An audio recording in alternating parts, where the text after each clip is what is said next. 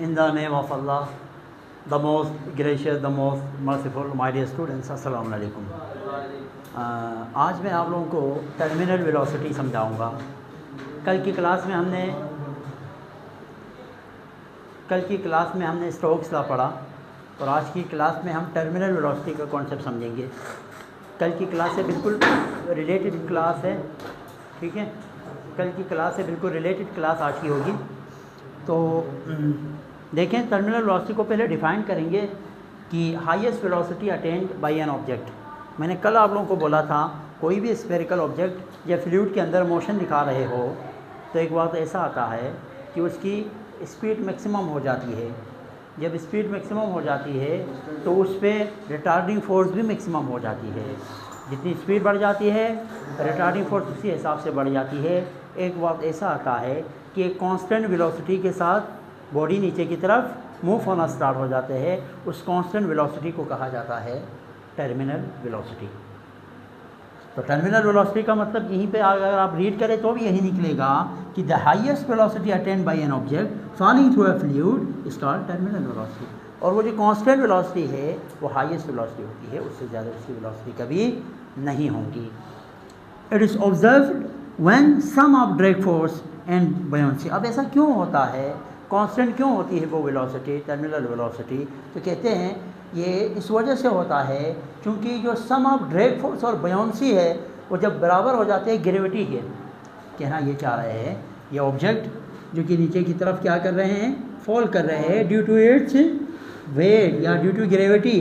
तो यहाँ पे दो फोर्सेस आपको लग रही होती है, एक ड्रैग फोर्स, एक बुयांसी, जिसको हम यहाँ पे यू से रिप्रेजेंट करेंगे। So when the sum of buoyancy and drag force becomes equal to the weight of an object, then the speed of body becomes constant. That speed is known as terminal velocity.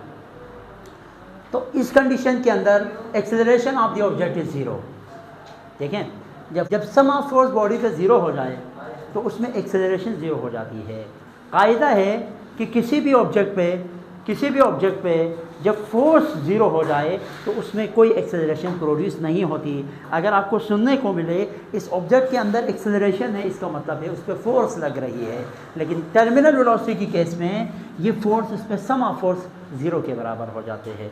जब सम of force zero के बराबर होंगे तो acceleration, क्योंकि force related है acceleration से, जब force ही नहीं लगेंगी तो एक्सेलरेशन कोई प्रोड्यूस नहीं होगी। नतीजे में वेलोसिटी कांस्टेंट। जब एक्सेलरेशन ज़ीरो का मतलब यही है कि बॉडी के अंदर जो वेलोसिटी है वो कांस्टेंट वेलोसिटी है, ठीक है।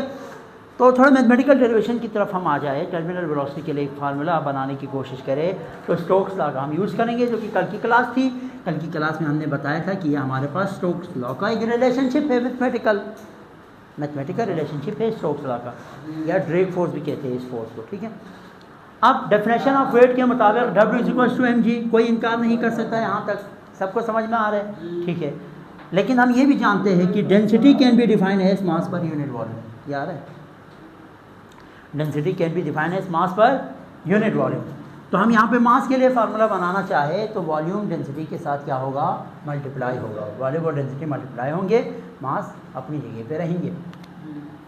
लेकिन हम जानते हैं कि वॉल्यूम ऑफ स्फीयर का जो फार्मूला है, क्योंकि यहाँ पे स्फीयर की बात हो रही है, तो वॉल्यूम ऑफ स्फीयर किसके बराबर है, 4/3 πr³, ठीक है। तो ये वॉल्यूम ऑफ स्फीयर है।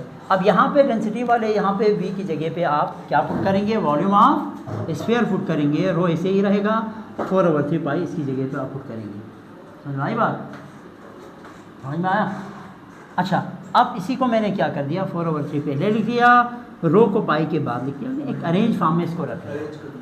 क्लियर है यहाँ तक? अब हम आ जाए, हम इसी m की वैल्यू को किस में पुट करेंगे, इक्वेशन 2, जो कि हमारे पास किसके बराबर है, W=mg। अब m की जगह पे हमने 4/3 πr³ को हमने पुट करना है, ठीक है। तो 4/3 πr³ को पुट किया तो g एज इट इज इसके पास, इसी के साथ मास की वैल्यू पूरी ये रख ली तो g एज इट इज इसके साथ आएगा।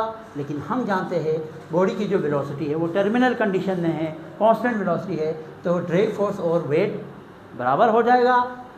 f की जगह पे ड्रैग फोर्स की जो वैल्यूज़ हैं, जिसका जो डेरिवेशन है फार्मूला है वो पुट करें आप, ठीक है। और W की जगह पे जो अभी हमने यहाँ पे फार्मूला बनाया है वो पुट करें। पुट करने के बाद कुछ चीज़ें कैंसिल हो जाएंगी, जैसे कि पाई से पाई कैंसिल हो जाएगा, एक आर से एक आर यहाँ चला जाएगा, बाकी इस साइड पे बचेंगे 6 ईटा और वी टर्मिनल। वी टर्मिनल तो हमारा मेन मकसद है। 6 ईटा यहाँ आ जाएंगे, 3 के साथ 6 मल्टीप्लाई होके 18 हो गया, ईटा नीचे डिवाइड में आ गया। आई बात समझ में? यहाँ पे 4 ये रो है, आर एक कट गया तो आर स्क्वायर बच गया, जी बच गया, कोई मसला नहीं है, समझ में आ सकते हैं आपके आसानी से। 2 2 ज़ा 4, 2 9 ज़ा 18, तो 2 rho R square G divided by 9 eta. Eta क्या है यहाँ पे? विस्कोसिटी ऑफ मीडियम है, उस फ्लूइड की विस्कोसिटी, जितने गाढ़ापन होंगे उतना ड्रैग फोर्स ज़्यादा उस पर लगेंगे, ठीक है। तो where rho density of sphere, R radius of sphere, G gravitational acceleration, eta coefficient of viscosity. My dear students, terminal velocity की डेरिवेशन आज यहाँ पे कंप्लीट है। कल इंशाल्लाह हम बर्नौलीज़ इक्वेशन या इक्वेशन ऑफ कंटिन्यूटी, 2 टॉपिक और है, ठीक। हाँ, तो उसके बाद चैप्टर क्लोज हो जाएगा। अपना ख्याल रखिएगा, अल्लाह हाफ़िज़।